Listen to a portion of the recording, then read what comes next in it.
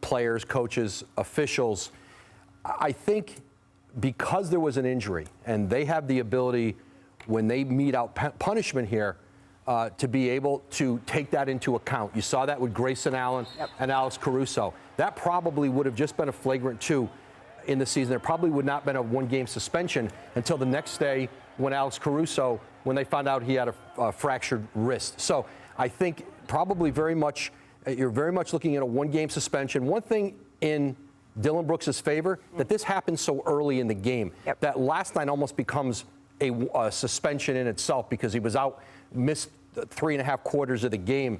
Perhaps that keeps it from being 2 games, but I think he's probably going to at least miss a game, especially given that there was a significant injury suffered by Payton. I see you, Matt, and RJ shaking your heads. Richard, what are you thinking about all this? Like, I hear what Woj is saying. I don't care if it was 1 second in the game or 1 second left to go in the game.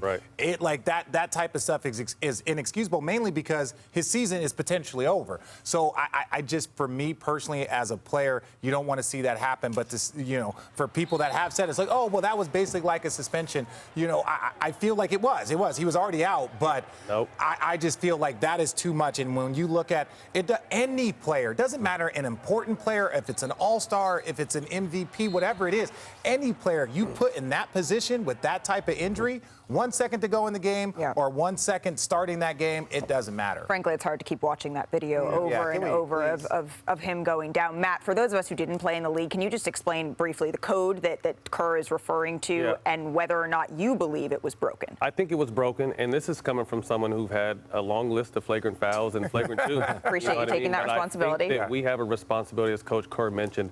This guy, obviously, Dillon Brooks was trying to make a hustle play, and he's the guy, I like him. He's the guy that brings the toughness and the edge outside of jaw to that team. But you could see if you watch the whole play, he's sprinting as hard as he could, and then he just kind of takes a windmill shot at the head. And RJ will tell you, he was a real high flyer. You are your most vulnerable once you're up in the air. You have no control over anything except hopefully getting to that rim and holding on the rim so you don't fall off the rim. So the way he swung and the way that GP came down, very unfortunate situation. And then again, like I said, I was someone who had these type, not this kind, but had flagrant 2s. But again, there's a responsibility we have to each other. If you can't go vertical and meet him with your body, a windmill swing at someone's head when he's going full speed into a dunk is a great way to hurt somebody. Perk, your reaction here. I'm with RJ. I'm with everybody on the panel. I think that Dillon Brooks should be suspended for Game 3 and possibly Game 4. Look, you have to clean this up. Look, we talking about people saying we don't know if he did it intentionally. He fouled him on purpose, and he did it with intentions. Okay, let's get that out the way. Here's the thing that we have to. Looking at the play, you can't look at a person. But you're making an assumption. Yes, you can. You can't look at a person and know what their intent was. It was a dangerous play, regardless. But you can't. Okay, I didn't realize we had a bunch of mind readers on the panel. Perk, please continue. Okay. So here's the thing, right?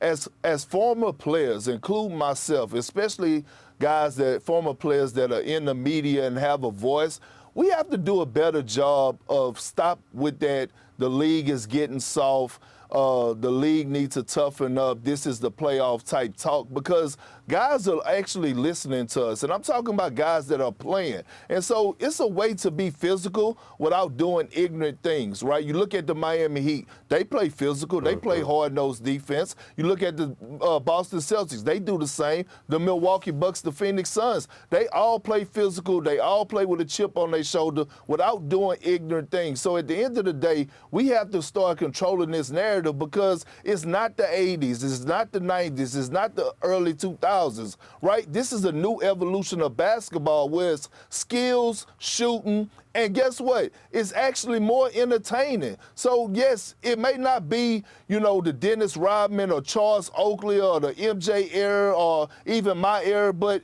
it's the entertainment era, and I think we need to stop adding fuel to the fire because these current players are actually watching what a lot of former players are saying on social media or on national television, and they're trying to go out there and say, you know what, it's not soft. And things like this happen with Dillon Brooks, flagrant fouling Gary Payton II, who's now out probably for the majority of the postseason, which is unfortunate.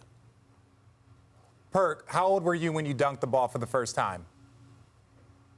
21? 12. 12. How old were you when you dunked the ball for the first time? 12. I was about 13 years old when I dunked the ball for the first time. I know what a fast break looks like. I have 4 months out in a season because I had my wrist taken out on a dunk.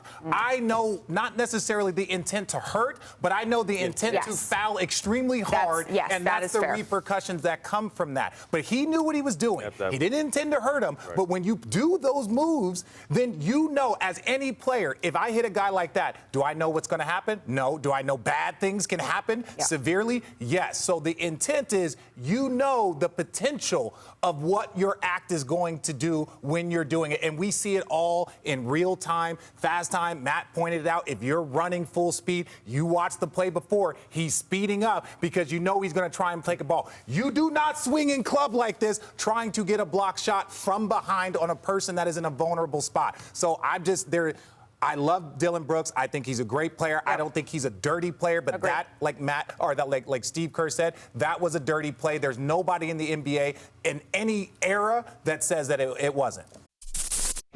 Thanks for watching ESPN on YouTube. For live streaming sports and premium content, subscribe to ESPN+.